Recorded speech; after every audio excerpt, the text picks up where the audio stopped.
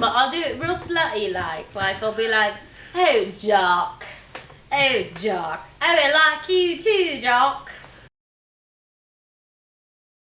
In your past, have you ever utilized your beauty to advance or gain?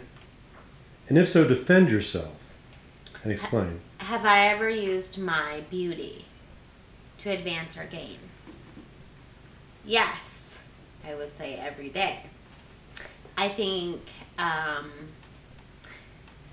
one should use every talent and skill and characteristic they have to get where they want to go in life. Wouldn't it be silly to not? So, yeah, I use everything I have to get where I want to go. And you'd be silly not to. An example would be like when you're in a bar and you want to drink, you know, who gets the drink first? The one who's like, hi, I need a drink? Or the one who's like, I don't know, isn't approachable, you know? I think, you know, how do you get out of speeding tickets? You know, how do you get your foot in the door? I used to do a sales job, and, you know, I definitely schmooze the receptionist to get to the decision maker. I think you just gotta do what you gotta do, and that's okay. Oh, very good. And let's go back to 1931. It was a good year, 1931. Please describe your ideal way of breaking up with a significant other. Also describe the absolute worst way. The best way to break up with your significant other? That's the question? Mm-hmm. Oh, gosh. Your ideal way, yeah. Your ideal way to break up with your significant other. That's it.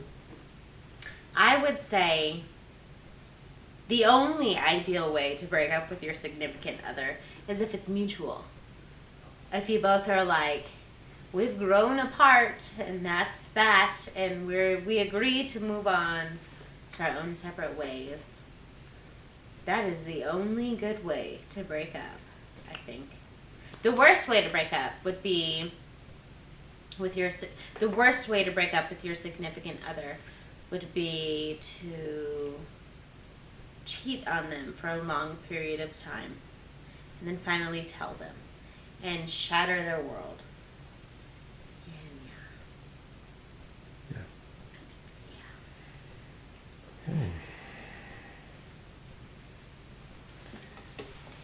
All right.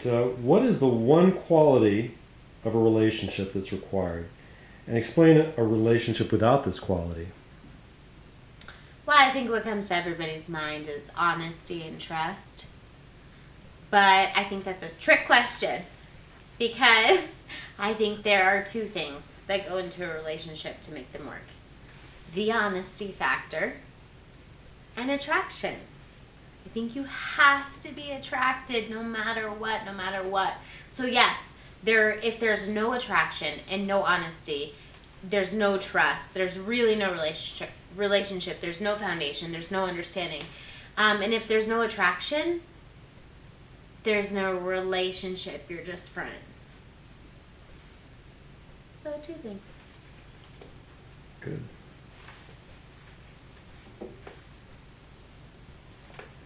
Or what is your favorite part about being on set? What's your least favorite?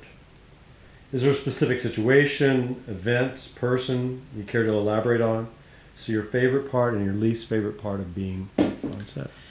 My favorite part of being on set, I would say, is the creative energy of all the people there.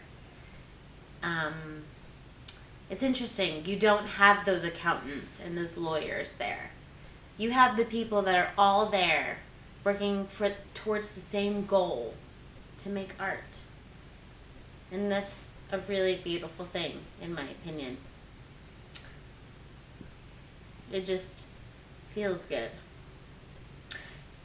The worst part of being on set, I don't know what it is. But the stakes are so high all of the time. It is a high stress situation. Why? I don't know. It's art. We're all making art here, but time is money, money is time, and people are really stressed out all of the time. And I think that's hard sometimes to be creative in that environment when you're like, we gotta go, we gotta go, we gotta go.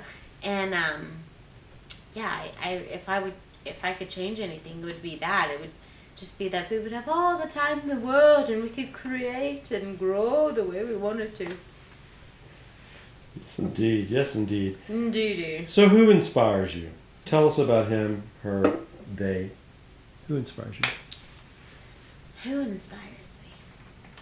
I'm going to be completely honest and a little bit cliche and say Marilyn Monroe. She really inspires me. For the same reason that she inspires most people, I think. She's just so intriguing and she's so powerful. And what makes her so powerful? Who knows? But she's just so beautiful and so comfortable and so happy with herself and so talented, yet such a mess. Such a mess. And she does things that remind me of myself. Like the way she is with men is, I can relate to.